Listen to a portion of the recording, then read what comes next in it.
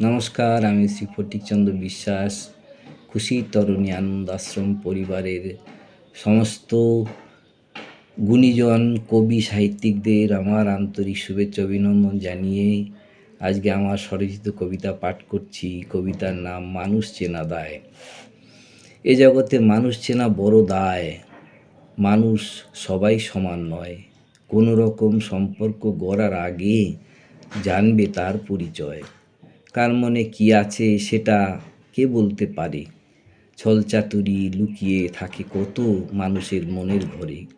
আপন ভেবে যারে তুমি করবে প্রিয়জন, সেই হতে পারে তোমার ক্ষতির কারণ। চোখ কান খোলা রেখে সমঝে চলতে হবে, তবেই তো তুমি বিপদের হাত থেকে রক্ষা পাবে। এ সমাজে খারাপ মানুষের কোনো অভাব নাই। দূরদৃষ্টি দিয়ে ভালো মানুষকে চিনতে হবে ভাই। সমাজটা হয়ে গেছে কলুষিত, মানুষ হয়েছে স্বার্থপর। নিজ স্বার্থের জন্য তারা ভাঙে পরের সুখের সংসার। নমস্কার।